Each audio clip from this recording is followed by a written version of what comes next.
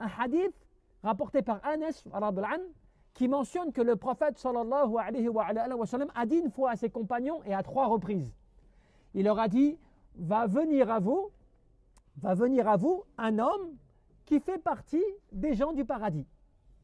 Et cela, il l'a répété 3 fois. Et les compagnons, sur le moment, se sont étonnés. Et ils voient un homme qui entre à la mosquée, qui rentre tout seul comme cela. Et ils le voient. Personne ne le connaissait en plus, à proprement parler. Et donc l'histoire raconte que Abdullah ibn Amr, eh bien, il voulait en savoir plus sur cet homme. Essayant de comprendre comment est-ce que le prophète sallallahu alayhi wa sallam annonce l'entrée d'un homme au paradis comme cela, donc que la personne va être des gens du paradis alors qu'elle est encore là, encore vivante, parmi nous. Comment est-ce que cela est possible? Et donc ce compagnon a décidé eh bien, de trouver un prétexte, une excuse, lui permettant d'aller dormir chez lui pendant 3 nuits. Mais afin de regarder ce qu'il fait, de voir qui est cette personne. Regardez un petit peu l'intérêt déjà de Sahaba. Comment est-ce que les compagnons, ils étaient à la recherche des bienfaits et du bien. Lorsqu'ils entendaient ou qu'ils voyaient quelque chose qui était bon pour eux, qui pouvait leur servir dans leur religion, eh bien, forcément, ils étaient prêts à faire des efforts pour cela, pour essayer d'acquérir cela ou bien de comprendre cela, afin de pouvoir peut-être eh bien, le faire eux-mêmes. Et donc, il a trouvé une excuse pour dormir chez lui pendant 3 nuits.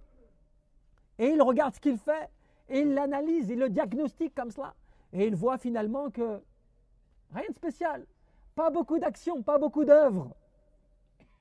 Et donc, il va le voir et lui dit, écoute, je suis resté en réalité avec toi pendant ces 3 jours où tu m'as hébergé, trouvant une excuse pour cela, parce que je cherchais à voir ce que tu faisais de particulier qui a mérité que le prophète sallallahu alayhi wa sallam t'a nommé parmi les gens du paradis.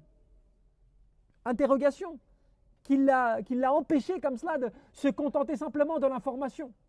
Comme nous, des fois, on se contente d'une information comme cela. En gros, par exemple, je vais te dire, tu sais, il y a un hadith qui te mentionne telle chose et grâce à cela, tu vas être au paradis où tu vas gagner tant de choses comme cela. Imaginons qu'après la personne, moi je suis interrompu et je ne peux pas vous raconter le hadith.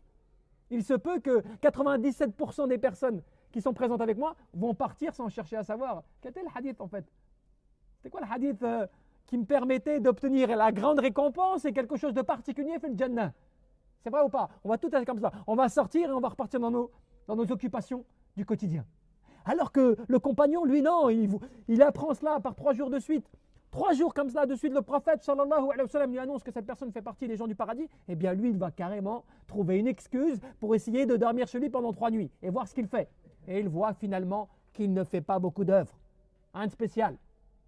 Et il va lui dire, il va le voir ainsi, il lui dit, est-ce que tu t'es comporté comme cela parce que je suis avec toi? Ou est-ce que tu es comme cela tout le temps? Il fait, de ce que tu as vu de moi, c'est comme cela que je suis tout le temps. Je n'ai pas ni diminué, ni rajouté quoi que ce soit de par ta présence.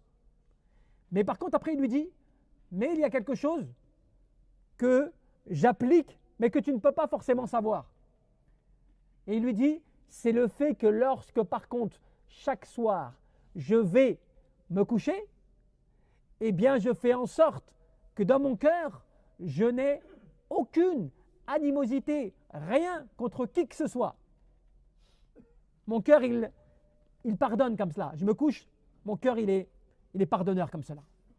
Et là, le compagnon lui dit, Bihada, un balagha ma balagh. Voilà ce que nous n'arrivons pas à atteindre. Voilà ce que nous n'arrivons pas à atteindre.